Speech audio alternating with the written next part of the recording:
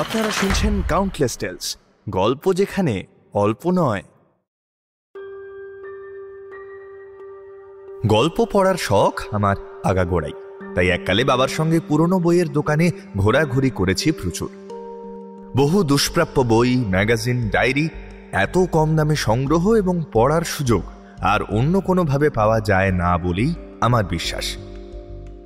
বেশ কয়েকদিন আগে একটা পুরাতনী দোকানে এভাবেই হঠাৎ একটা ডায়েরি আমার হাতে এসে পড়েছিল। ডায়েরিটা বেনামি, আর ঠিক সে কারণেই ওটা আমার নজর কাড়ে বেশি। বাড়ি ফিরে পুরো ডায়েরিটা পড়া শেষ করেও মালিকের নাম খুঁজে পাইনি। মলাটের ভেতর শুধু এক জায়গায় লেখা ছিল ডাম্বারটন, স্কটল্যান্ড। আশ্চর্য এই যে ডায়েরিতে একমাত্র আগস্ট মাসের 13 তারিখ থেকে লেখা শুরু হয়েছে এবং কয়েকটা পৃষ্ঠা পর সেটা থেমেও গেছে। পড়তে পড়তে আমার যে কি অবস্থা হয়েছিল সে কথা আজ থাক, শুধু এটুকু বলবো, এই ডায়েরিতে লেখা ঘটনাগুলো এক কথায় অবিশ্বাস্য ও বাকরুদ্ধকর। তাই এর নেপথ্যে যুক্তি দেওয়া বা ডায়েরির সত্যতা বিচার করার দায়িত্ব আপনাদের উপরেই ছেড়ে দিলাম।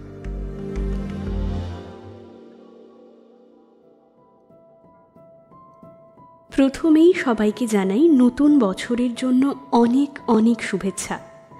আজ কাউন্টলেস টেলসে তোমরা শুনছ মারাত্মক একটি ভয়ের গল্প। গল্প বললাম ঠিকই, কিন্তু আদতেই একটি আগাগোড়া সত্যি ঘটনা অবলম্বনে খানিকটা কল্পনার ছায়ায় সৃষ্টি এই গল্পটি। লিখেছে সুশ্রীক। তাহলে চলো আর দেরি না করে শুনে নিই আজকের গল্প, ঝাঁপ।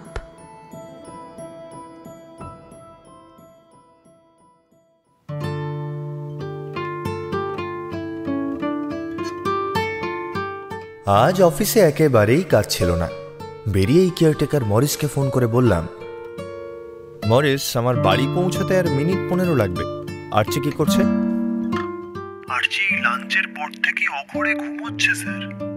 ওকে কি ডেকে রেডি করিয়ে দেবো আমি? অবভিয়াসলি, তাছাড়া তোমায় ফোন করার আর অন্য কি কারণ আছে আমার?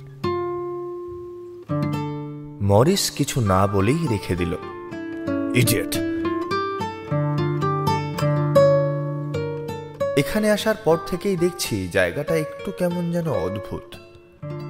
আমি বলছি স্কটল্যান্ডের এই ডাম্বারটনের কথা, যেখানে গত 1 সপ্তাহ হলো আমি এসে বসবাস করছি। এই জায়গাটা যেন স্কটল্যান্ডের আর 5টা জনবহুল ও উন্নত স্থানগুলো থেকে অনেকটাই পিছিয়ে রয়েছে। আমি খোদ লন্ডনে বর্ন অ্যান্ড ব্রট আপ। লন্ডনেরই একটা শিপ বিল্ডার্স কোম্পানিতে গত 27 বছর ধরে কর্মরত। কাজের সূত্রে আমায় ইউরোপের অনেক দেশেই যেতে হয় বছরে 2-1 বার। এই সুযোগে গোটা ইউরোপই প্রায় ঘুরে নিয়েছি বলা যায়। স্কটল্যান্ডের শিপ বিল্ডিং কোম্পানিগুলোর প্রাণকেন্দ্র এই ডাম্বারটনে এসেও আমার ইতিমধ্যেই এখানকার ডাম্বারটন ক্যাসেলটা ঘোরা হয়ে গেছে। দুর্গটা একেবারেই ক্লাইড নদীর তীরে। ইতিহাসবিদদের মতে এই দুর্গ যেখানে রয়েছে সেই পুরনো জায়গাটার বয়স প্রায় 33 কোটি বছর। আসলে দুটো বিশাল বড় বড় ভলকানিক প্লাগ রয়েছে এখানে, যেটা প্রথমেই আমার নজর কেড়েছে। এই ভলকানিক প্লাগ সম্পর্কে একটু খোঁজ নিয়ে জানলাম যে সে দুটো আসলে মৃত আগ্নেয়গিরি। এতে ম্যাগমা অর্থাৎ লাভা জমে জায়গাটা কঠিন এক শিলায় রূপান্তরিত হয়েছে। ক্রমশ সেটা সত্যি একটা গম্বুজ বা পাহাড়ের আকার নিয়েছে। ডাম্বারটনের অনেক দূর দূর থেকেও বড় পাথর দুটোকে দেখা যায়। এটি সারা বিশ্বের কাছে ডাম্বারটন রক নামে পরিচিত। দূর থেকে দেখে এদেরকে একরকম পাহাড়ই মনে হয়। আর এর গা বেয়েই যেন দুর্গটা তৈরি হয়েছে। এগুলো ঘুরতে আমার প্রচণ্ড ভালো লাগে। পুরো স্কটল্যান্ড জুড়েই ছড়িয়ে রয়েছে এরকম অনেক দুর্গ। তাক লাগানো স্থাপত্য ও সুন্দর পরিবেশ মন ভরিয়ে দেয়। তবে সমুদ্রের ধার বরাবর যে ক্যাসেলগুলো রয়েছে সেগুলো আমার মন যেন কাড়ে বেশি। ভেতরে ঢুকলে মাটির একটা অদ্ভুত গন্ধ, সমুদ্রের ঢেউ এসে দুর্গের দেওয়ালে ক্রমাগত আছড়ে পড়ার শব্দ, আবার একেবারে দুর্গের ভেতরের নৈশব্দ, এগুলোর কোনো তুলনাই হয় না। প্রতিটা দুর্গই একে অপরের থেকে একেবারে অনন্য, আবার প্রত্যেকটির সঙ্গেই এক একটা ইতিহাস জড়িয়ে রয়েছে। ডাম্বারটন ক্যাসেলও এরকম হাজারো ইতিহাস ও মুহুর্মুহু আক্রমণের সাক্ষী। সেই মধ্যযুগীয় সময় থেকে ভাইকিং এবং রোমান আক্রমণ যেন শক্তিশালী স্তম্ভের মতো প্রতিহত করেছে এই দুর্গ। এর উপর থেকে ক্লাইড নদী দেখতে বড্ড মনোরম লাগে। সব মিলিয়ে প্রথমবার এসেই ডাম্বারটন রক এবং কাসেল আমার বেশ পছন্দ হয়ে গিয়েছে। ওয়েস্ট ডাম্বারটনশায়ারের মিল্টন ব্রের রাস্তার ধারেই একটা বাড়ির খোঁজ আমাকে দিয়েছিল কোম্পানি থেকে, পুরনো রোড সাইড ভিলা যাকে বলে। আগেই জেনেছিলাম এখানকার কেয়ারটেকার একজনই, মরিস নামের একজন লোকাল স্কটিশ। আসল মালিক লন্ডনের এক বড় ব্যবসায়ী, তাই এখানে আর ওনার সেরকম আশা হয় না।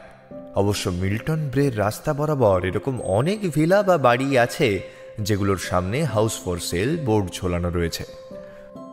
ব্রে হল স্কটিশে যাকে বলে হিল সাইড রোড। ছোট নদী অর্থাৎ স্কটিশ ভাষায় যাকে বলে বার্ন, তার ধার ঘেঁষে যে রাস্তা পাহাড়ের ঢাল বরাবর চলে যায় তাকেই বলে ব্রে। সারা স্কটল্যান্ড ও ব্রিটিশ অধিকৃত কিছু ছোট ছোট বিচ্ছিন্ন দ্বীপে এরকম ব্রে দেখা যায়। হাইকিং করার জন্য এগুলোকে পারফেক্ট বলা চলে। স্কটল্যান্ড এবং সমগ্র ব্রিটিশ টেরিটরিতে অনেকগুলো জায়গায় হাইকিংয়ের জন্য খুবই উপযুক্ত। আমিও এই জিনিসটা খুব পছন্দ করি।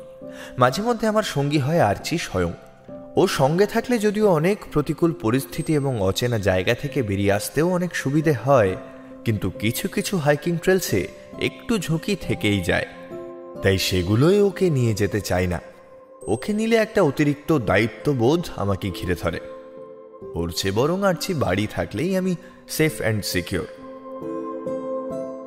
আর্চি আমার খুবই কাছের। গত 12 বছর ধরে ও আমার সহধর্মিণীর জায়গাটা দখল করেছে বলা চলে। আমার প্রত্যেকটা কথা যেন বলার আগেই ধরে ফেলে আর্চি। আমার কোনো কারণে মুড অফ থাকলে বা শরীর খারাপ থাকলে বা আমার মন খুশি থাকলেও সবার আগে সেটার খবর পায় আর্চি। বছর 5-6 অবধি ওর পূর্ণ ট্রেনিং দিয়েছি আমি নিজেই। অফিসের বাইরে যেটুকু সময় পাই তার পুরোটাই পায় আর্চি। তা যা হোক, এই ডাম্বারটনশায়ারের কিছু কিছু ছোট হাইকিং ট্রেলস আমি এই কদিনে কভার করব ভেবে রেখেছি, যার মধ্যে একটা হলো ওভারটাউন বার্নের হাইকিং ট্রেল। এই ডাম্বারটনে এসেই শুনেছি এই জায়গাটার কথা। আমার বর্তমান বাসস্থান মিল্টন থেকে সেটা বড় জোর মাইল খানেক পথ হবে। ট্রেলটা শুরু হয় ওভারটাউন হাউস থেকে। যেহেতু আগের সপ্তাহে ডাম্বারটন রকের দিকটায় গেছিলাম, সে কারণে আগেই মনস্থির করে নিয়েছিলাম যে এই সপ্তাহে এই হাইকিংটা মাস্ট। অফিস থেকে বাড়িতে ঢুকেই চেঞ্জ করে আর্চিকে নিয়ে বেরিয়ে পড়লাম আমি। বেরোবার সময় যদিও একটা ব্যাপার ঘটেছে, আর সেটা মরিসকে নিয়ে। সে খুব একটা আমার সাথে পাছে আসে না, যদিও নিজেই গার্ডেনিং নিয়ে ব্যস্ত থাকে বেশিরভাগ সময়। ওকেই বললাম যে আমার ফিরতে আজ একটু দেরি হবে, কারণ আমি আজ ওভারটাউন হাউস এবং ল্যাংক্রেগসের পাহাড়ি ট্রেল হয়ে মিডলটন পৌঁছে তারপর বাড়িমুখো হব। কথাটা শোনা মাত্রই ওর মুখের ভাবটা কেমন যেন পাল্টে গেল। আমায় ভয়ার্ত কণ্ঠে ফিসফিস করে যা বলল তার সারমর্ম এই যে ও চায় না আমরা এই ট্রেলটায় যাই। কেন জিজ্ঞেস করতে সে কিছুই বলল না। ওর এই আচরণটা আমায় বেশ অস্বস্তিতে ফেলল। যদিও অন্য সময় আমি ওর কথায় গা করতাম না, কিন্তু ওর চোখে মুখে সেই চাপা ভয় আর গলার আওয়াজ শুনে মনে হলো হয়তো সত্যি এর পেছনে কোনো কারণ রয়েছে। আমি আবার বললাম, আরে বাবা, এটা তো একেবারেই কোনো কঠিন ট্রেল নয়। তাহলে? মরিস শুধু বলল, মাস্টার, আপনারা ওই হাইকিং ট্রেলের যেদিকে খুশি যেতে পারেন, কিন্তু প্লিজ ওই ওভারটাউন হাউসের দিকটায় যাবেন না। জানি আপনি হয়তো আমার কোনো বারণ শুনবেন না, কিন্তু আমার দায়িত্ব আপনাদের সাবধান করে দেওয়া, আর সে কারণেই আমার বেশ বিরক্তই লাগলো। আমি ওর কোনো কথা না শুনে okay thank you Morris for your concern বলে আর্চির কলার বেল্টটা শক্ত করে ধরে বেরিয়ে এলাম। পুরনো গথিক স্থাপত্যের একটি প্রকৃষ্ট নিদর্শন ব্যারোনিয়াল ওভারটাউন হাউস। ওখানে পৌঁছে বা বিরাট বাগানটা ঘুরেও আমি কিছুতেই বুঝতে পারলাম না যে কেন মরিস এরম করছিল। শেয়ারে একটা ফোর্ট নিয়ে চলে এসেছিলাম এখানে। একটু আগেই ইন্টারনেটে কয়েকটা ছবি দেখে জায়গাটা এমনিতেই এত পছন্দ হয়েছিল যে মরিসের তোয়াক্কা আর কি করে।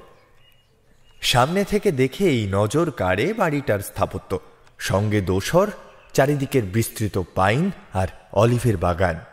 প্রথম দেখাতেই মনে পড়ে গেল জার্মান সাহিত্যিক গ্রিমসের রূপকথায় বর্ণনা করা প্রাচীন অট্টালিকাগুলোর কথা, যেন ছোটবেলার সেই রহস্যময় রূপকথার সত্যিকারের সংস্করণ এই ওভারটাউন হাউস। ভাড়া মিটিয়ে আর্চিকে নিয়ে মুখ্য দরজা দিয়ে সুসজ্জিত একটা হল ঘরে ঢুকলাম। সুন্দর টাইলসের মেঝে, বিশাল উঁচু একটা খিলানওয়ালা ছাদ বা যাকে বলে ভল্টেড সিলিং, আর হলটা বা বাকি ঘরগুলোতে অনেক পুরনো আমলের পেন্টিং রয়েছে প্রাচুর্য এবং ইতিহাসের সাথে সামঞ্জস্য রেখে। এই রুমটা আসলে প্রত্যেকটা ম্যানর হাউসগুলোর একটা বিশেষ বৈশিষ্ট্য। ওভারটাউন এস্টেট পুরোটাই এখন দুটো ভিন্ন কোম্পানি রক্ষণাবেক্ষণের ভার নিয়েছে, আর স্কটিশ কান্ট্রি সাইডে ভ্রমণে এসে সবাই এই ইতিহাস সমৃদ্ধ রোম্যান্টিক এবং গ্র্যান্ড ওভারটাউন হাউসে একবার ঢু মেরেই যায়। আমরা যখন এখানে পৌঁছেছি তখন ঘড়িতে প্রায় 2টো বাজে। এখানে প্রায় 4টের দিকে সূর্যাস্ত হয়। পুরনো ভিক্টোরিয়ান সময়কালের এই ওভারটাউন হাউস দ্বিতীয় বিশ্বযুদ্ধের সময় জার্মান সৈন্যদের সেই বিখ্যাত ক্লাইড ব্যাংক আক্রমণের পরেও অক্ষত ছিল। বিশ্বযুদ্ধের সময় এই ওভারটাউন হাউস সৈনিকদের চিকিৎসার জন্য হাসপাতাল হিসেবেও ব্যবহৃত হয়েছিল। 1860 সালে এস্টেট তৈরির কাজ শুরু হয়। তখন এই পুরো এস্টেটটার মালিক ছিলেন জেমস হোয়াইট। উনি মারা যাওয়ার পর ওর ছেলে জন হোয়াইট 1893-এ ওভারটাউনের প্রথম ব্যারন হয়েছিলেন। এই ব্যারন ব্রিটিশ এবং স্কটল্যান্ডের পিরেজ সিস্টেমে দেখা যায়, যাকে সোজা ভাষায় জমিদার বলা হয়। সেই ব্যারন অফ ওভারটাউন অর্থাৎ জন হোয়াইটের বাসস্থান ছিল এই হাউস। মোটের উপর আমার জায়গাটা বেশ ভালো লাগছিল। আর্চিও দেখলাম বেশ মজা পেয়েছে এত বড় বাগান বাড়ি পেয়ে। হলে ঢোকার পর থেকেই আর আমার সঙ্গে নেইও। দৌড়ে দৌড়ে পুরো হাউসের সব কোনায় যেন আমার আগে দেখা চাই ওর।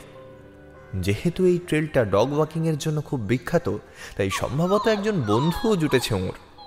একটা হাস্কি, যাকে কিছুক্ষণ আগেই দেখছিলাম মালিকের পিছন পিছন হেঁটে ম্যানর হাউসের ভেতরে ঢুকছে, আর দুজনেই দেদার সে ডেকে চলেছে, যেন এক অদৃশ্য কথোপকথন। আশেপাশেই রয়েছে তারা, তা বুঝতে পারলাম। আমরা ছাড়া এই গোটা চত্বরটাই অস্বাভাবিক রকম নিস্তব্ধ। মনে হচ্ছিল যেন এক অন্য পৃথিবীতে রয়েছি। টি রুমটা দেখে অ্যাঞ্জেল রুমে ঢুকে একজনের সঙ্গে আলাপ হলো। সম্ভবত উনি হাস্কির মালিক হবেন। বয়স প্রায় 70। ভদ্রলোকও স্কটিশ, এই ডাম্বারটনের বহু পুরনো বাসিন্দা। নাম ডানকান।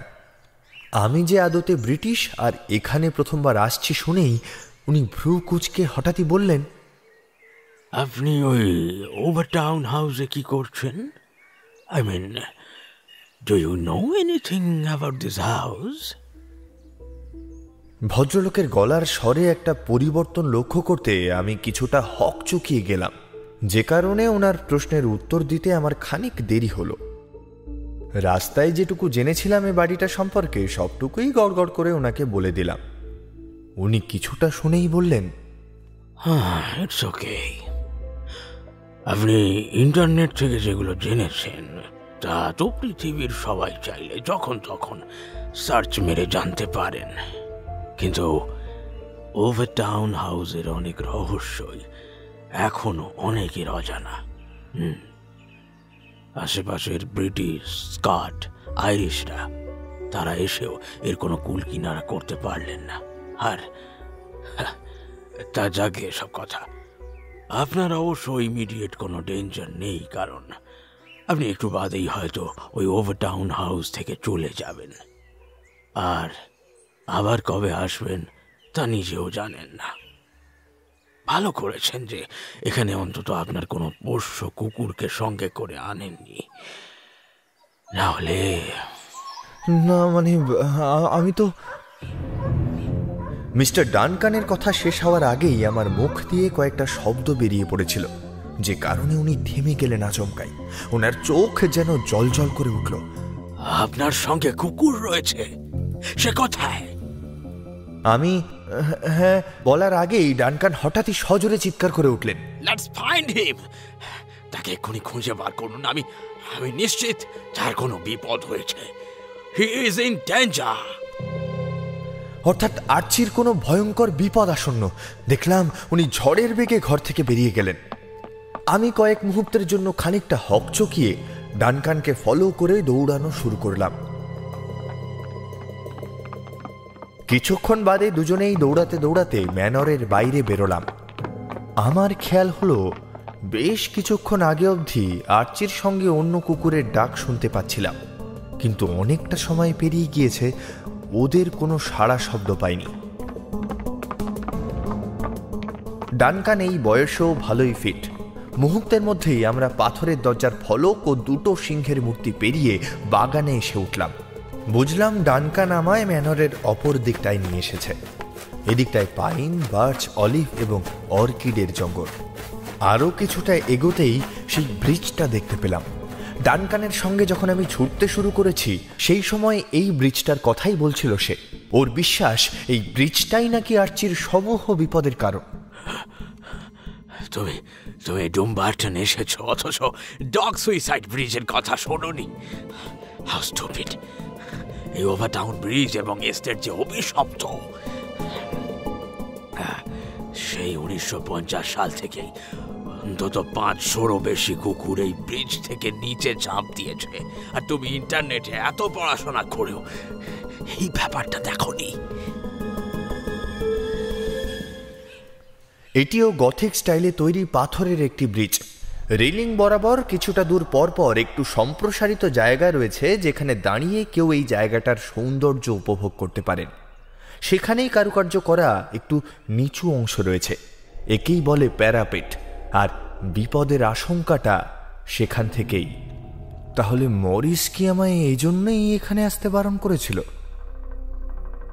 আমার মাথায় তখন অনেকগুলো প্রশ্ন ঘুরপাক খাচ্ছে, কিন্তু আমি বলে উঠলাম, কিন্তু আর্চি কোথায়? বেশ কিছুক্ষণ দুজনে মিলে অনেক ডাকাডাকি ও খোঁজাখুঁজির পর হঠাৎই ডানকান ব্রিজের মাঝামাঝি প্যারাপেটটায় এসে দাঁড়িয়ে বললেন, হি ইজ অ্যালাইভ। খুব সম্ভবত সে এখান থেকেই ঝাঁপ দিয়েছে এবং এবং বেঁচে আছে। ওই দেখো নিচে। পুরনো পাথরের ব্রিজের গায়ে গজিয়ে ওঠা মস ও অন্যান্য আগাছার ভেতর দিয়ে নিচে জঙ্গলের মতো জায়গাটায় অল্প আলোতেও দেখলাম সত্যিই আর্চি শুয়ে শুয়ে কি যেন একটা করছে। আন্দাজে বুঝলাম যে নিচের জমিটা এখান থেকে অন্তত 50 ফুট তলায়। আমি তৎক্ষণাৎ আরেকবার সজোরে ডেকে উঠলাম, আর্চি, আর্চি! নিচ থেকে খুব মিহি একটা কুই কুই শব্দ পেলাম। ডানকানের সঙ্গ নিয়ে তক্ষুনি ব্রিজের পাশ দিয়ে নেমে গেলাম ঢালু জমি বরাবর নিচে, ঠিক যেখানে আর্চি পড়ে রয়েছে। ওকে এবার দেখে আমি একটু আশ্বস্ত হলাম। আমার মন বলছিল ওর বেশি কিছু ক্ষতি হবে না, কারণ আর্চি এমনিতেই যথেষ্ট ফিট আর স্পোর্টিং। ব্রিজের নিচে এখানে সূর্যের আলো এসে পৌঁছচ্ছে না। উপরের রাস্তাটা থেকে যেন এটা একটা বিচ্ছিন্ন জগৎ মনে হচ্ছে। আর এরই সঙ্গে সদ্য চেরাই করা পাইন আর স্যাঁতস্যাঁতে সুঁদা মাটির একটা গন্ধ পেলাম। মিনিট 10 সময় লাগলো আর্চির ঘটনাটার সাথে একটু ধাতস্থ হতে। আর্চি উঠেই এমনভাবে একটা লাফ দিল যেন এক্ষুনি আবার চাঙ্গা হয়ে দৌড়াতে পারবে সে। ওর কলার বেল্টটা এবার আর ছাড়া যাবে না। আশেপাশে ঘন জঙ্গল, অবশ্য গাছ কম, আগাছাই বেশি বলা চলে। বেশ বড় বড় কিছু পাথর বা বোল্ডারও পড়ে রয়েছে। এটা ভেবেই গা শিউরে উঠছে যে ওই উঁচু হয়ে বেরিয়ে থাকা পাথরগুলোতে পড়ে কত কত হাড় ভেঙে চুরমার হয়েছে। সেগুলোই ভাবছিলাম, এমন সময় ডানকান বলল, তুমি খুব লাকি যে 500-রও বেশি কুকুর এই ব্রিজ থেকে ঝাঁপ দিয়েছে, তার মধ্যে মারা গেছে অন্তত অর্ধেক। তবে অনেকেরই বিশ্বাস যারা বেঁচে গেছে তারা শুধুমাত্র আরেকবার এই ব্রিজ থেকে ঝাঁপ দেবে বলেই বেঁচে ফিরেছে, আর আবার ঝাঁপ দেওয়ার চেষ্টাও করেছে। তুমি তুমি এক্ষুনি ওভারটাউন ছেড়ে চলে যাও। এই জায়গা অভিশপ্ত, আর ভুলেও এই এস্টেটের কথা কখনো মনেও আনবে না। যদি সেটা করো তাহলে কিন্তু নিজের এবং তোমার প্রিয় পোষ্যের মৃত্যু নিজেই ডেকে আনবে। তাই যেটা বলছি অবশ্যই মাথায় ঢুকিয়ে নাও। তোমরা বাড়ি ফিরে যাও, আর ভুলেও এদিকে এসো না। ডানকানের এতগুলো কথা পরপর শুনতে আদেশের মতোই লাগলো। যদিও তিনি ঠিকই বলছেন, আসলে আর্চি কিন্তু আমার খুবই বাধ্য, তাই ওর এহেন অদ্ভুত আচরণই আমার মনে একটা সন্দেহ আর ভীতির উদ্রেক করেছে। কোনো একটা অদৃষ্ট কারণেই ও আজ এরকম আচরণ করেছে। বেশ কয়েকবার আমার কাছ থেকে হাতের বেল্টটা ছাড়িয়ে নিয়ে বাগানের দিকে দৌড়ে গেছে, যেটা ও সচরাচর করে না। হঠাৎই একটা কথা মনে পড়তে ডানকানকে জিজ্ঞেস করলাম, কিন্তু আপনার সঙ্গে একটা হাস্কি দেখলাম যে, ওটা কোথায়? ডানকান একটু দূরেই একটা পাইনের উপর আটকানো ল্যাংক্রেগস ট্রেলের হাইকিংয়ের রুট ম্যাপটা দেখছিলেন। হঠাৎই আমার কথা শুনে চমকে গিয়ে বললেন, তুমি কি বলছো? আমার সঙ্গে হাস্কি? হ্যাঁ, মানে আর্চি ছাড়া আরও একটা কুকুর তো আমি দেখেছি, প্রায় একই সময় আমাদের সঙ্গে ঢুকেছে হাউসে। একটা হাস্কি, আর ওর ঠিক আগে আগেই তো আপনি ঢুকলেন। ডানকান যেন একটু থতমত হয়ে গেলেন। কিছুক্ষণ চুপ থেকে আমতা আমতা করে বললেন, এটা অসম্ভব। আমার একটা হাস্কি ছিল ঠিকই, কিন্তু দুর্ভাগ্যবশত সেই ওভারটাউন ব্রিজ থেকেই ঝাঁপ দিয়ে সুইসাইড করেছে, ঠিক 4 বছর আগে। কথাটা শুনে আমার হঠাৎই সবকিছু কেমন যেন গুলিয়ে গেল। এই কি করে সম্ভব? আমি যে স্পষ্ট ওনার সঙ্গে দেখলাম কুকুরটাকে। এই ওভারটাউন ব্রিজ কি তাহলে? আর কিছু ভাবতে পারলাম না। ব্রিজের 50 ফুট নিচে দাঁড়িয়ে যে লেডি ওভারটাউনের ম্যানরের দিকে তাকাবো, সে সাহসটাও পেলাম না। এক্ষুনি আর্চিকে নিয়ে এই জায়গা ছাড়তেই হবে। ডানকানকে পুরোপুরি বিদায় এবং ধন্যবাদ দিয়ে আমি ওভারটাউন হাউস থেকে বেরোলাম। আর্চির কলারটা শক্ত করে ধরে অনেক কসরত করে বের করলাম ওকে ওভারটাউন এস্টেট থেকে, কিন্তু মন থেকে প্রশ্নগুলো কিছুতেই বাদ দিতে পারলাম না। ফেরার পথেও আর্চির মধ্যে অদ্ভুত একটা ব্যাপার লক্ষ্য করলাম। বারবার পেছনে ফিরে ওভারটাউন হাউসের দিকেই তাকিয়ে দেখছে সে, আর ক্ষণে ক্ষণেই ডেকে চলেছে কুঁই কুঁই করে, কোনো কারণ ছাড়াই। ওর ওই ডাক শুনে আমি নিজেই ভয় পেয়ে গিয়েছি। এই অভিশপ্ত ব্যারন ওভারটাউন হাউসে যে এরকম ভয়াবহ অভিজ্ঞতার সম্মুখীন হব, তা আমি স্বপ্নেও কল্পনা করতে পারিনি। বাড়ি ফিরে মরিসকে দেখেই বুঝলাম যে সে আমাদেরকে দেখে যেন ভূত দেখার মতো চমকে উঠেছে। মিল্টন ব্রেতে আমাদের বাড়ি ঢুকতে সন্ধে 6টা হয়ে গিয়েছিল। ফেরার বেশ কিছুক্ষণ পর আর্চি একটু শান্ত হলো, যদিও এসে থেকে ওকে আমি আমার ঘরেই বেঁধে রেখেছি। শেষ কবে যে আর্চিকে এভাবে শেকল পরিয়েছি সে খেয়াল নেই। আমি একটু টিফিন করে ল্যাপটপ নিয়ে বসলাম। ভাবছিলাম কালকে কোথায় যাওয়া যায় সেই প্ল্যানটাই করব, কিন্তু সে শক্তি বা ইচ্ছে কোনোটাই নেই। Hiking trails near me search করব ভেবে টাইপ করেও ব্যাকস্পেস মেরে আমার হাত যেন নিজের অজান্তেই লিখে ফেলল ওভারটাউন ব্রিজ। মন্ত্রমুগ্ধের মতো আমি পর পর দেখে যেতে লাগলাম ইন্টারনেটে দেওয়া সব ছবিগুলো। কখন যে আর্চি আবার ডাকতে শুরু করেছে তা যেন আমার শ্রবণেন্দ্রিয় অবধি পৌঁছতে অনেক দেরি করে ফেলেছে। আমার সম্বিত ফিরল মরিসের চিৎকারে, মাস্টার, মাস্টার, মাস্টার, মাস্টার, আপনি কি পাগল হয়ে গেছেন? মাস্টার! আমি চুপ। নিজের ক্রিয়াকলাপের উপর থেকে যেন নিয়ন্ত্রণ হারিয়েছি। বুঝতে পারছি এতে আমার আর কোনো হাত নেই। কোনো এক অদৃশ্য দৈব বলে ওভারটাউন হাউস আমায় যেন হাতছানি দিয়ে ডাকছে। আর্চির দিকে তাকাতে দেখলাম আমার ল্যাপটপের স্ক্রিনের দিকে তাকিয়ে ও ডেকে চলেছে। ডাক ঠিক নয়, খেয়াল করলাম ওর ডাকের শব্দ অনেকটা পরিবর্তন হয়েছে। কারোর গলা চেপে ধরলে যেমন একটা শব্দ হয়, সেরকম কুঁই কুঁই আওয়াজ বেরোচ্ছে ওর গলা দিয়ে। মনে হচ্ছে একটা ট্রমার মধ্যে রয়েছে সে, আর বারবার টান দিয়ে বেরিয়ে যেতে চাইছে বাঁধন থেকে। এ কি তাহলে সেই ওভারটাউন ব্রিজের ডাক? মরিস বলল, মাস্টার, আপনাকে এই কারণে আমি বারণ করেছিলাম। আমাদের এই ডাম্বারটনের একমাত্র অভিশাপেই এই ওভারটাউন হাউস। লন্ডন এবং দেশ বিদেশের অনেক বিজ্ঞানীরাই বলেছেন যে এই এস্টেটের ইতিহাস এবং রহস্যময় ঘটনাগুলোর পেছনে অনেক বৈজ্ঞানিক যুক্তি লুকিয়ে রয়েছে, কিন্তু আমরা সেগুলো মানি না। আমরা লোকাল স্কটরা জানি এটার পেছনের আসল কারণ। আপনি আমার মালিকের গেস্ট, তাই আপনাকে এই ভিলা ছেড়ে এক্ষুনি বেরিয়ে যেতে বলতে পারছি না, কিন্তু আপনি আর্চিকে নিয়ে ওভারটাউন হাউস ঘুরে আবার এই বাড়িতে এসে উঠেছেন জানলে। কয়েক মুহূর্ত চুপ থেকে আবার বলল মরিস, সম্ভবত আমার প্রতিবেশী লেডি মার্গারেট কথাগুলো শুনে নিয়েছেন, বা আপনার প্রিয় পোষ্যের ডাক শুনতে পেয়েছেন। উনি এক্ষুনি এলেন বলে। মরিস যেন অন্তর্যামী। ওর কথা শেষ হওয়ার মিনিট খানেকের মাথায় ডোরবেল বেজে উঠল। মরিস আমায় ঘরের বাইরে বেরোতে বারণ করল। ওই গিয়ে দরজা খুলে কথা বলছিল ভদ্রমহিলার সঙ্গে। বেশ কয়েকটা শব্দ আমার কানে এলো। Behaviour is highly suspicious. Morris, তোমার গেস্টও তার কুকুর ভুল করেও ওভারটাউন হাউসের কোনটি মারায়নি তো? শেষের কথাগুলো যেন স্পষ্ট শুনতে পেলাম, আর যা ভাবছিলাম হলো ঠিক তাই। ঘরের দরজা নক না করেই ভেতরে ঢুকে এলেন লেডি মার্গারেট। উনি প্রায় হাত জোড় করে আমায় বললেন, দেখুন, আপনাকে এই সময় ডিস্টার্ব করার আমার বিন্দুমাত্র অভিপ্রায় নেই, কিন্তু আপনার কাছে একটা বিনীত অনুরোধ। প্লিজ প্লিজ আপনি ব্যারন ওভারটাউন হাউসের অভিশাপ আমাদের এই মিলটানে প্রবেশ করাবেন না।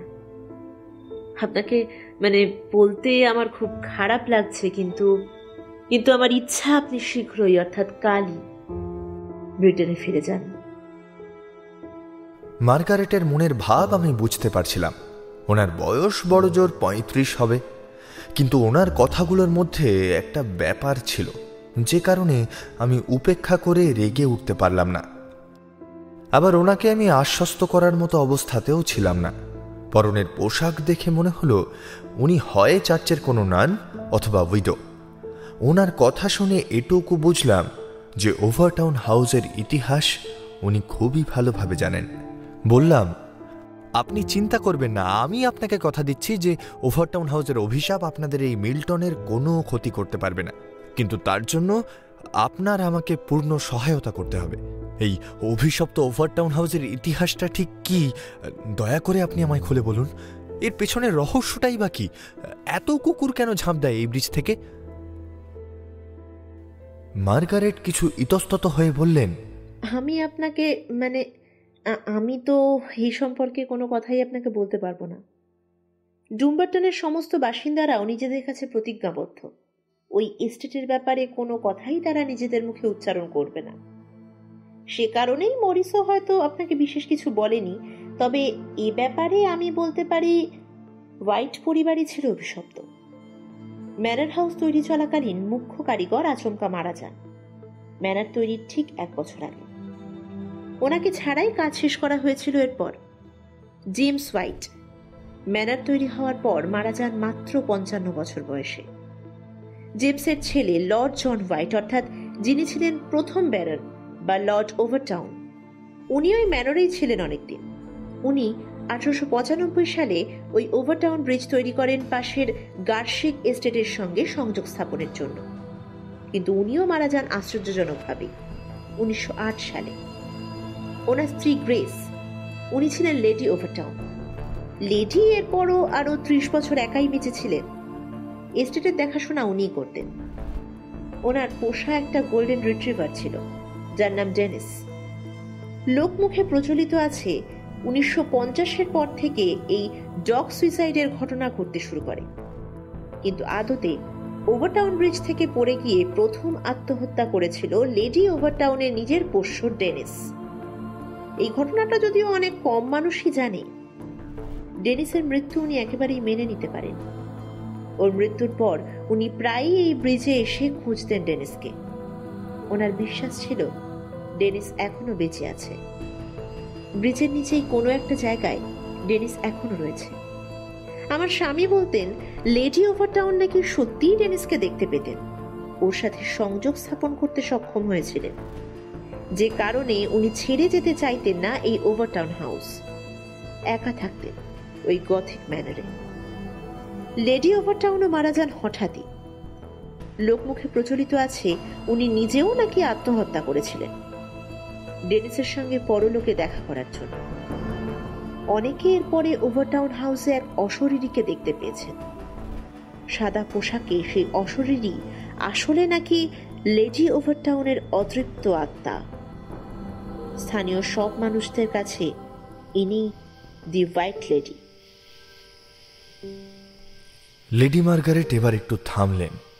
এই ফাঁকে আমার মনের মধ্যে যে প্রশ্নটা ঘুরপাক খাচ্ছিল সেটাই করে ফেললাম। কিন্তু আপনি এত জানেন কি করে? আপনি কি কোনোভাবে ওই পরিবারের সঙ্গে? লেডি মার্গারেটের চোখ জলজল করে উঠল। কয়েক মুহূর্ত চুপ থেকে উনি মাথা নেড়ে সম্মতি জানালেন। আপনি ঠিকই ধরেছেন, আমি হলাম লর্ড ওভারটাউনের নেফিউ ডগলাস হোয়াইটের পুত্রবধূ। আমি যখন প্রথম বিবাহিত হয়ে লন্ডনে আসি তখনও আমার ফাদার ইন ল ডগলাস জীবিত ছিলেন। হোয়াইটের একটা বিশাল ম্যানার ছিল লন্ডনে। বিয়ের পর ওই বাড়িতেই প্রথম ওভারটাউন এস্টেটের কথা শুনি। ডগলাস নিচে ওই এস্টেট ডুম্বারটনের সাধারণ মানুষকে দান করে দিয়ে লন্ডনে স্থায়ী বসবাস শুরু করেন দ্বিতীয় বিশ্বযুদ্ধ শুরুর আগে। কিন্তু কোনো এক অজানা কারণে এর পরেও বহুবার তিনি ওভারটাউন গিয়েছেন। বিশ্বযুদ্ধের সময় ওভারটাউন হাউস আহত সৈনিকদের জন্য কনভালেসেন্ট হোম বা হাসপাতাল হিসেবে ব্যবহৃত হয়েছে।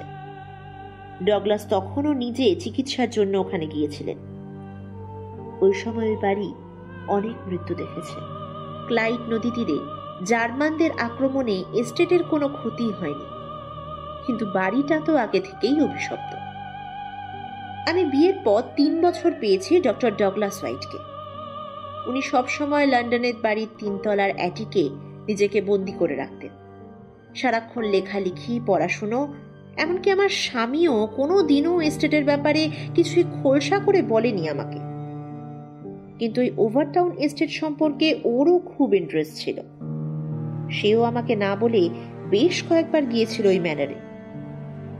ওর মৃত্যুর পর শুনেছিলাম বর্তমান যে 2 কোম্পানির কাছে মালিকানা রয়েছে ওদের থেকে নাকি আবার কিনতেও চেয়েছিল, কিন্তু ওরা ছাড়েনি। এই একটা ওভারটাউন এস্টেট পুরো হোয়াইট পরিবারকে এমনভাবে ঘিরেছিল, সেটাই একটা রহস্য। আর এর সম্পর্কে ভাবলে আপনি এর থেকে মুক্তি পাবেন না। মৃত্যুর পরেও আপনাকে এই জায়গা ডাকবে। আপনি থিন প্লেসের ব্যাপারে জানেন? সেল্টিক পুরাণ মতে থিন প্লেস হলো এমন একটা জায়গা যেখানে স্বর্গ ও পৃথিবী একসঙ্গে যুক্ত হয়। অনেকেই বলেন ওই জায়গায় নাকি ইহলোক ও পরলোকের মধ্যের দূরত্ব খুব অল্প হয়, তাই অনেকেই এই সমস্ত জায়গায় অতিলৌকিক বা আধ্যাত্মিক ঘটনার সম্মুখীন হন।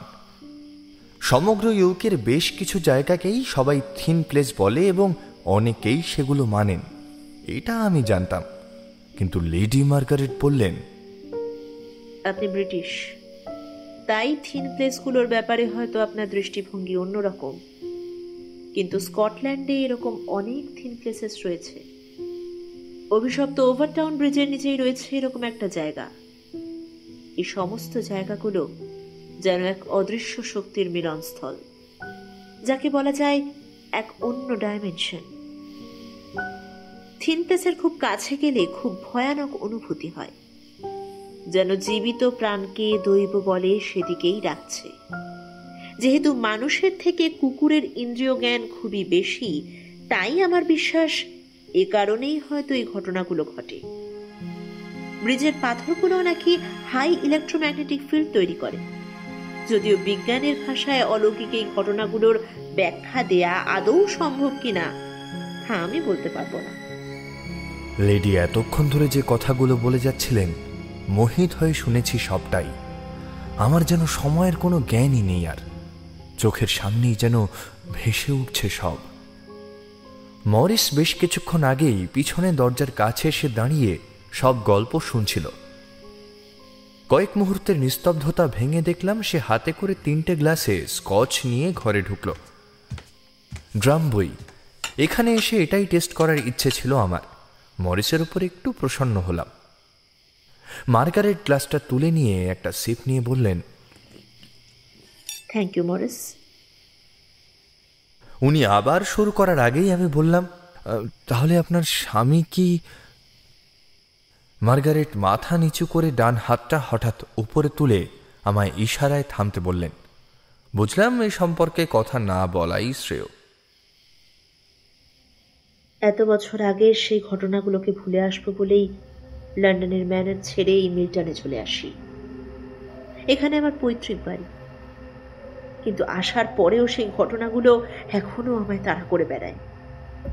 আপনাকে আরেকবার হাত জোর করে অনুরোধ করছি, প্লিজ প্লিজ প্লিজ আপনি কালই গ্লাসগো চলে যান।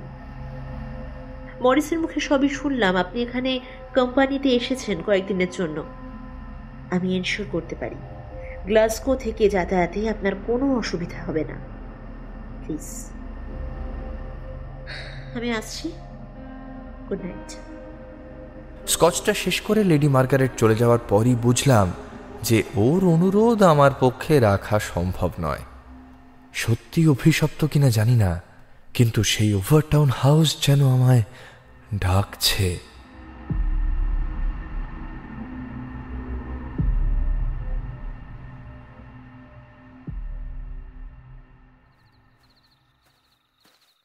আগস্ট মাসের মাঝরাত। স্কটল্যান্ডের রাতের আবহাওয়া আমার বিশেষ অসুবিধার সৃষ্টি করছে না, লন্ডনের মতোই বলা চলে। মিল্টন ব্রের উপর দিয়ে হেঁটে চলেছি। রাস্তার দুধারে এই পাইন, বার্চ, অলিভ অধ্যুষিত জঙ্গলের জন্য মাঝরাত্রে মাঝে মধ্যেই ঠান্ডা হাওয়া গায়ে কাঁপুনি ধরিয়ে যাচ্ছে। কিছু দূর পর পর একটা করে স্ট্রিট লাইট। ওই আলো ছাড়া অনেক দূর দূরান্ত পর্যন্ত মিশ কালো অন্ধকার। টর্চটা এখনো অবধি বের করতে হয়নি, কিন্তু পাহাড়ি ট্রেলটায় পড়লেই তখন কাজে লাগবে। ছোটবেলা থেকেই আমি এরকম অ্যাডভেঞ্চার প্রিয়, যে কারণে এরকম ভৌতিক পরিবেশে একা হেঁটে যেতে আমার কোনো ভয় হচ্ছে না। অন্য কেউ হলে এতক্ষণে হয়তো মূর্ছা যেত। ভিলার চাবি থাকে মরিসের কাছে। অনেক কৌশল করে আর্চিকে আমার ঘরে বন্দি রেখে ভিলা থেকে বাইরে বেরিয়েছি। ঘড়ি পরে বেরোয়নি, তবে আন্দাজে বুঝলাম রাত তখন প্রায় 2টো, আর আমার গন্তব্য আবার সেই ওভারটাউন ব্রিজ। ভূত বা স্পিরিটে আমি বিশ্বাস করি না, কিন্তু লেডি মার্গারেটের মুখে শোনা ইতিহাস ওভারটাউন ব্রিজের প্রতি আমার কৌতূহল যেন আরও বহু গুণে বাড়িয়ে দিয়েছে। আমার এই ডায়েরিটা যে পড়ছেন তারও কি উৎসাহ জাগছে না? লেডি ওভারটাউনের অতৃপ্ত আত্মাই হোক কিংবা সেল্টিকদের থিন প্লেস থিওরি, যেভাবেই হোক ওভারটাউন ব্রিজের রহস্য উদ্ঘাটন না করা অবধি আমার যেন স্বস্তি হচ্ছে না।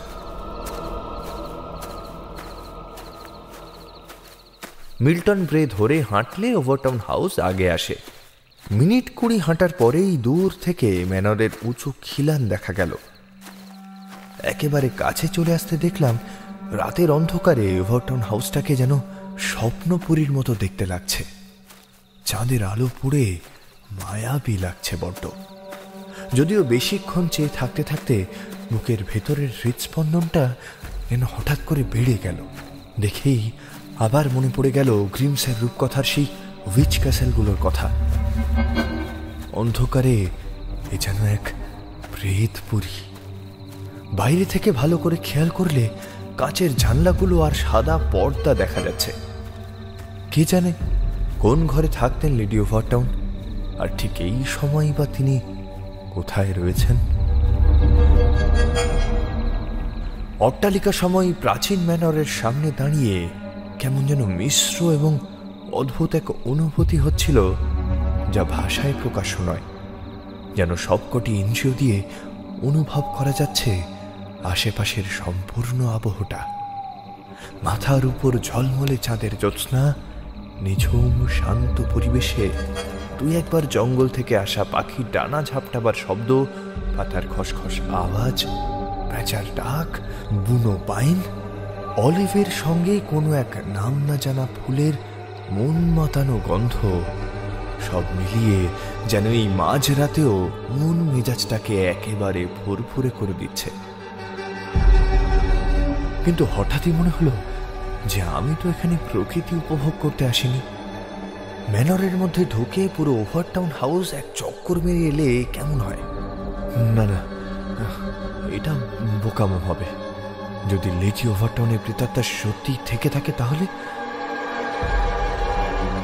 আমি নিজে যদিও প্রেত বা অশরীরী বা ভ্যাম্পায়ার এগুলো কিছুই মানি না, তবে অগুন্তি বন্ধু বান্ধব এবং নিকট আত্মীয়দের থেকে এসবের ঘটনা তো অনেক শুনেছি। তবে এটাও মানি যে বিজ্ঞানের আয়ত্তের বাইরেও এমন অনেক কিছু রয়েছে যেসব ঘটনা মাঝে মধ্যে যুক্তি দিয়ে বিচার করা যায় না।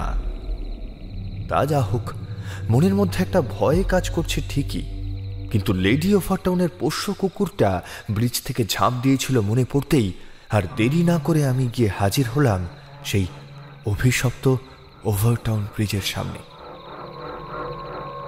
ব্রিজের ওপর থেকে নিচের দূরত্ব যেন এখন অনেক বেশি লাগছে। জায়গাটাকে বোধ হচ্ছে অনেকটা সেই ব্ল্যাক হোলের মতো। চাঁদের আলো যেন জায়গাটা শুষে নিচ্ছে। এতক্ষণ ধরে আমার চোখ অন্ধকারে সয়ে গিয়েছিল, কিন্তু অবাক হলাম যে নিচে কিচ্ছু দেখা যাচ্ছে না। এতটা অন্ধকার যেন আগে কখনো দেখিনি আমি। বেশ কিছুক্ষণ আরো ঝুঁকে দেখার চেষ্টা করলাম যে অন্তত সবুজের চিহ্ন দেখতে পাওয়া যাচ্ছে কিনা, কিন্তু এবারেও যেন জায়গাটার ঘনত্ব পেরিয়ে নিচে পড়ে থাকা পাথরগুলো দেখতে পেলাম না। মনে মনে ভাবছি টর্চের আলোটাই এবার নিচে ফেলতে হবে। এতক্ষণ ধরে ব্রিজের প্যারাপেটের উপর দাঁড়িয়ে ঝুঁকে নিচে দেখছিলাম বলে যেই এবার সোজা হয়ে পকেট থেকে টর্চটা বের করতে যাব, ঠিক এমন সময় হঠাৎই কোত্থেকে একটা দমকা বাতাস বয়ে গেল আমার দুপাশ দিয়ে। চমকে উঠে খানিক পিছিয়ে গেলাম। পিছনে ঘুরে তাকিয়ে দেখলাম কই কেউ কেউ নেই তো।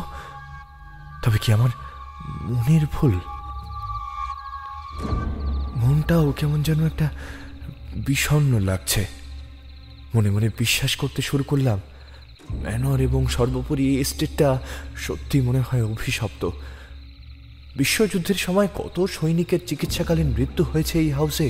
তাছাড়া হোয়াইট পরিবারের অভিশাপের কথাও তো শুনেছি।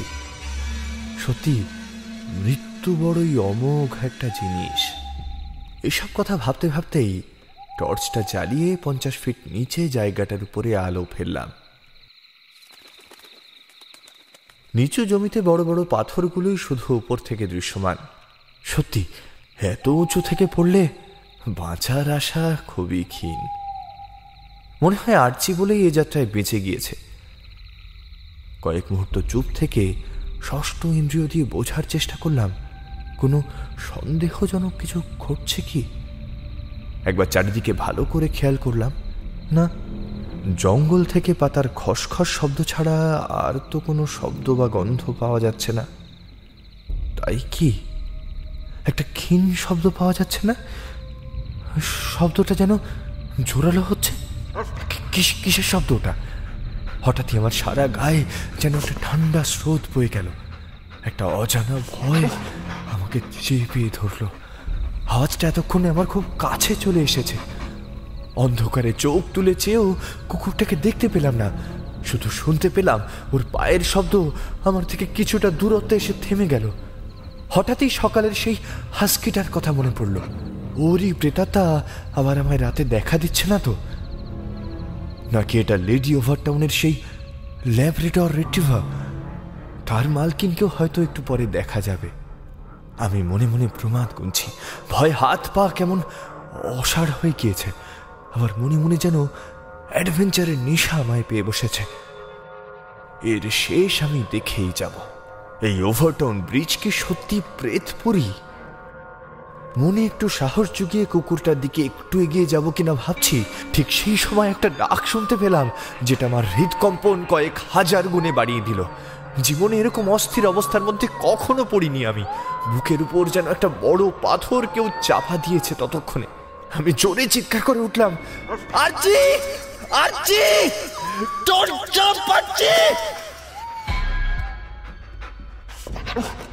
কিন্তু কে শোনে কার সাবধান নয়। আমার একটু দূরে থাকা ঠিক পরের প্যারাপেটটা থেকেই যেন অদৃষ্টেই পাগলের মতো নিচে ঝাঁপ মারলো আরচি। আমি সেই দৃশ্য দেখতে না পেরে চিৎকার করে উঠলাম। শান্ত আবহাওয়া আমার হৃদয় বিদারক আর্তনাদে ভেঙে চুরমার হয়ে গেল, আর আরচি যেন লাফিয়ে পড়ে অন্ধকারে মিলিয়ে গেল। এক মুহূর্ত বাদে নিচ থেকে ওর একটা আর্তনাদ পেলাম, সম্ভবত ওটাই ওর শেষ শব্দ। এরপর সব নিস্তব্ধ। ঘটনার ঘোর কাটিয়ে আমি ব্রিজের উপর থেকে নিচে ঝুঁকে টর্চের আলো ফেলে দেখার চেষ্টা করলাম। আশ্চর্যজনকভাবে টর্চের আলো ছাড়াই এত উপর থেকে অন্ধকারে আরচির নিথর দেহটা স্পষ্ট দেখতে পেলাম। দৃশ্যটা দেখে আমি টাল সামলাতে পারলাম না, গাটা কেমন গুলিয়ে গেল। আর ঠিক সেই সময় হঠাৎই একটা ক্ষীর নারী কণ্ঠের হাসি শুনতে পেলাম, আর তারপরেই কয়েকটা শব্দ যেন নিচ থেকে ভেসে এলো। এসো, এদিকে এসো, কাম হিয়ার। তুমি তোমার প্রিয় আরচিকে দেখতে চাও না? You don't wanna see your pet? এখানে এসো, এখানে তুমি তোমার প্রিয় আরচির দেখা পাবে। এসো, এসো, এসো। আওয়াজটা যেন ওই গাঢ় অন্ধকার জায়গাটা থেকেই আসছে। ওটাই কি তাহলে লেডি মার্গারেটের ভাষায় থিন প্লেস? কিন্তু কিন্তু ওদিক থেকে ওরকম একটা অদ্ভুত টান আসছে কেন, যেন কোনো শক্তিশালী চুম্বক নিচের থেকে সজোরে টানছে আমায়।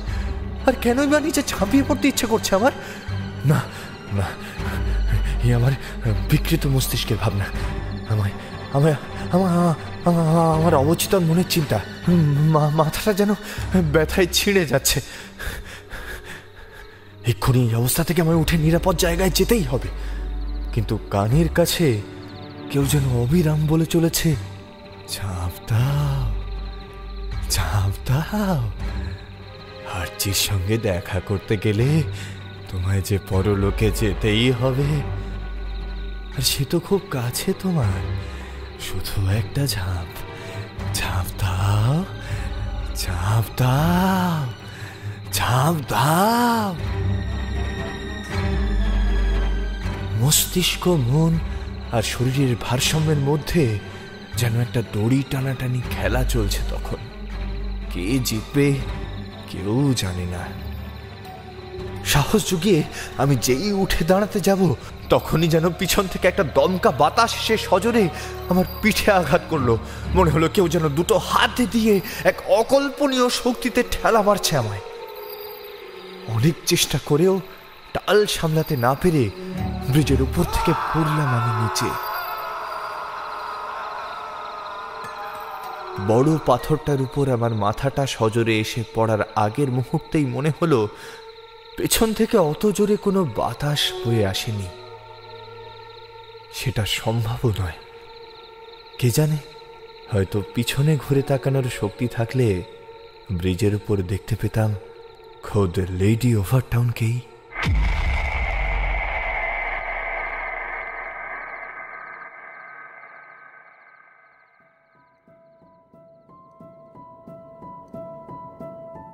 আজ তোমরা শুনলে সুশ্রীকের কলমে ভয়ের গল্প ঝাঁপ। স্কটল্যান্ডের ওভারটাউন ব্রিজ অর্থাৎ ডগ সুইসাইড ব্রিজের কাহিনী নিয়েই শুনলে আজকের গল্প। গল্প পাঠে ছিল শঙ্খ, ডানকানের চরিত্রে বিভা ক্যাফে থেকে কৌশিক, মরিসের চরিত্রে সুশ্রী, মিস মার্গারেটের চরিত্রে শ্রেয়া। গল্পের সূত্রধার আমি সায়নী। আবহ ও সমগ্র পরিচালনায় টিম কাউন্টলেস টেলস।